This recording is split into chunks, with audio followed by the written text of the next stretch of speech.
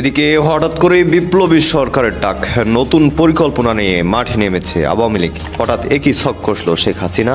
উসমান হাদির মৃত্যু এবং এরপরে প্রথম আলো, ডেইলি স্টার, ছায়ানট, উদীচী এই জায়গাগুলোতে যে হামলা হয়েছে, তারপর কেউ কেউ বলছেন নির্বাচন নিয়ে অনিশ্চয়তা বাড়ল কিনা। আমি ব্যক্তিগতভাবে মনে করি, প্রায় বলি যে নির্বাচন হবে, মোটামুটি গ্রহণযোগ্য একটা নির্বাচন হবেই। আমি বিস্তারিত কারণ নিয়ে আলাদাভাবে কথা বলবো, কিন্তু এখানে বিএনপির রোল প্লে করার কি কিছু আছে সেই ব্যাপারে একটু কথা বলতে চাই। বা আরও স্পষ্টভাবে যদি বলি, বিএনপিকে কি মাঠে এবং সরকারের উপরে শক্তি দেখানো দরকার কিনা। আমরা খেয়াল করছি জনাব তারেক রহমান আর অল্প কিছুদিনের মধ্যেই, মাঝে একটা দিন আছে, তারপরে তিনি দেশে ফেরার কথা, সব ঠিকঠাক থাকলে আমি বিশ্বাস করি জনাব তারেক রহমান দেশে আসার পরই অনেক কিছু পাল্টে যাবে। কারণ তিনি যখন দেশে আসবেন তখন দেশ একেবারেই পুরোপুরি নির্বাচনের দিকে যাত্রা শুরু করবে এবং তিনি দেশে আসা জনিত কারণে যে হাইপ তৈরি হবে, এখানে একটু বলে রাখা দরকার, এই হাইপকে বাধাগ্রস্ত করার জন্য অন্তত তার আশা যেহেতু ঠেকানো গেল না নানান কিছু করে, এখন পর্যন্ত সব ঠিকঠাক আছে, তাই তিনি আসার পর চেষ্টা করা হবে তার এই আসার পর কোনো একটা ইস্যু তৈরি করা, কোনো না কোনোভাবে কিছু একটা ঘটানো, যাতে তার এই আশা নিয়ে, দেশে ফেরা নিয়ে অনেক বেশি কথাবার্তা না হয়, অনেক বেশি হাইপ তৈরি না হয়, বা তিনি আশাজনিত কারণে এখানে জটিলতা হয়েছে, ওটা হয়েছে, এদের তো একটা ইকোসিস্টেম আছে, সেই ইকোসিস্টেমের মাধ্যমে এগুলো ছড়িয়ে দেওয়ার চেষ্টা থাকতেও পারে। যাই হোক, তিনি আসার পরবর্তীতে দেখা যাবে দেশের মিডিয়া সহ সব কিছুর মনোযোগ তিনি পাবেন। এবং বলা বাহুল্য, বাংলাদেশে যেটা হয়, প্রশাসন, পুলিশ সহ দেশের বিভিন্ন এস্টাবলিশমেন্ট যারা আছে, তারাও আমি ধারণা করি তারা নির্বাচনমুখী হয়ে পড়বেন। এটা খুবই ভালো সম্ভাবনা আছে। তিনি বিভিন্ন জায়গায় যাবেন, তিনি নানান রকম কর্মসূচিতে যাবেন। ইনফ্যাক্ট তার কর্মসূচিতে হবে অন্তত নির্বাচনকে কেন্দ্র করে। ফলে এই ব্যাপারটা আমাদের বুঝতে পারতে হবে যে তিনি আসলেই এটা ইলেকশনের দিকে অ্যালাইন্ড হয়ে যাওয়ার সমূহ সম্ভাবনা আছে। কিন্তু তারপরে যেটা বলতে চাই, যে অ্যানার্কিস্ট গ্রুপ আছে যারা বাংলাদেশের নির্বাচনকে ভণ্ডুল করে দিতে চায়, পেছিয়ে দিতে চায় এবং সেখানে ঘোলা পানিতে মাছ শিকার করতে চায়, আমাদের একটা কথা মনে রাখা দরকার। আমি আগেও একবার বলেছি, আপনাদের মনে থাকার কথা যারা শোনেন রেগুলারলি। ডক্টর ইউনূস বলেছেন ফেব্রুয়ারিতে যদি নির্বাচন না হয় তাহলে তিনি আর থাকবেন না দায়িত্বে। এ কথাটা আমি জনাব মির্জা ফখরুল ইসলাম আলমগীরের মুখে শুনেছি, মানে সাক্ষাৎকারে, এই সময় পত্রিকায় তিনি যখন সাক্ষাৎকার দিয়েছেন সেখানে এটা ছিল। ওই সাক্ষাৎকারে বেশ কিছু জিনিস তিনি মানে অস্বীকার করেছেন যে এটা বলেননি, কিন্তু এই ব্যাপারে তিনি কোনো নোটিফিকেশান দেননি। এবং আমি পরবর্তীতে অন্যান্য রাজনৈতিক দল যারা ডক্টর ইউনূসের সাথে বিভিন্ন বৈঠকে গেছেন, তারাও বলছেন ডক্টর ইউনূস এই কথা বলেছেন। ফলে অ্যানার্কিস্ট গ্রুপরা যদি ফেব্রুয়ারিতে নির্বাচন হচ্ছে না এটা নিশ্চিত করতে পারে, তাদের ধারণা ডক্টর ইউনূস থাকছে না, তখন তারা অনেক কিছুই চাইতে পারেন।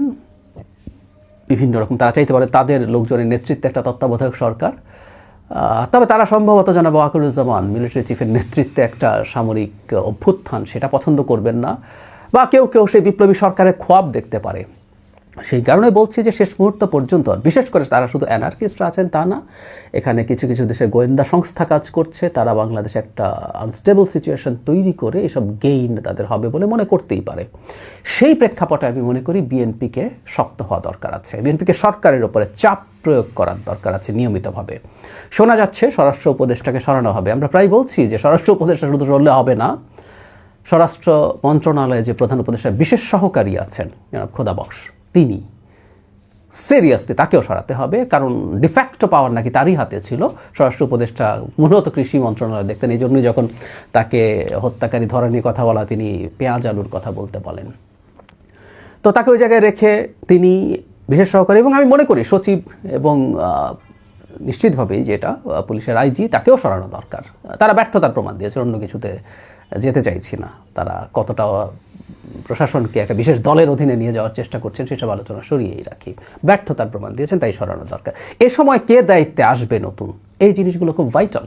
সরকার আবার এদেরকে যদি সরায়ও শেষ পর্যন্ত, দু একটা কসমেটিক স্টেপ সম্ভবত সরকার নিতে যাচ্ছে, যদি নেয়, অন্তত এই ধরনের আলাপ আলোচনা দেখছি, তাহলে তার জায়গায় কাকে আনা হচ্ছে, তাদের জায়গায় এমন কাউকে আনা হচ্ছে কিনা যারা তার আরও বেশি ওই অ্যানার্কিস্টদের সাথে অ্যালাইন্ড বা তাদের হয়ে কাজ করবেন, এরকম কিনা সেটা দেখা দরকার। বিএনপিকে এই জিনিসগুলোতে খুবই ভিজিল্যান্ট হতে হবে এবং মাঠের শক্তি লাগবে। আমি মনে করি মাঠের শক্তি নিয়ে একটা ঝুঁকির জায়গা আছে, সেটা হলো বিএনপি যদি মাঠের শক্তি নিয়ে অবস্থান করে, তাহলে অন্যরা যারা মাঠে নামবেন নানান রকম অ্যানার্কিজমের জন্য, তখন পারস্পরিক একটা সংঘাতের ঝুঁকি আছে। বিএনপি সম্ভবত এই ঝুঁকিটার কারণেই অনেক ক্ষেত্রেই নিজকে সরিয়ে রাখছে, কিন্তু আমার মনে হয় সামনের দিনগুলোতে এটা ঠিক হবে না।